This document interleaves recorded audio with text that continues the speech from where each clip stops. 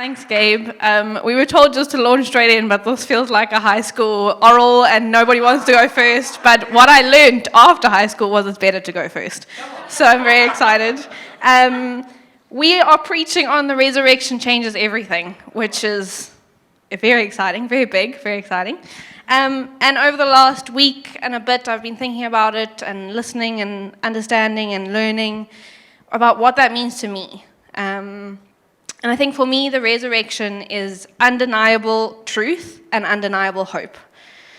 And sometimes I get stuck on the cross. I get stuck at Jesus dying on the cross. And don't get me wrong, the cross is really important. So that's, don't hear what I'm not saying.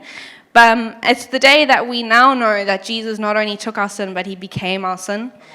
And so that we could be seen as clean and righteous and holy with God. And so the cross is really important, but without the resurrection, it's just death and empty promises. But because of the resurrection, we know that it's not empty promises.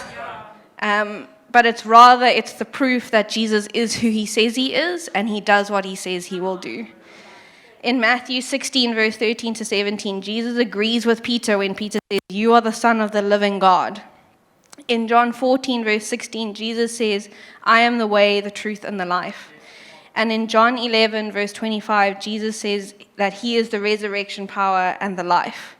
And for me, the resurrection is proof of those things.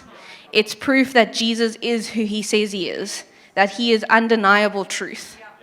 In Revelation 1, verse 18, Jesus says he will conquer death. In Mark 10, verse 27, he says he can do the impossible. And in John 16, verse 3, he says he is in control. And for me, the resurrection proves these promises. It's proof that he keeps his promises. It's proof that he does what he says he will do. It's undeniable hope. The resurrection proves these things, and if I put myself in the story, I'm the one who chooses the cross for Christ. I'm the one screaming, "Kill Jesus, let Barabbas go," which is ridiculous. But I'm that person. I'm the one I'm in the story, I'm that guy. And yes, the cross was always God's plan, but I'm the one shouting to kill him. But the resurrection, that's his choice. I could have no hand in that. I could do nothing to make Jesus rise from the dead. He chooses to prove himself as true and give us life. He chooses to keep his promises. He's the one who defeats death.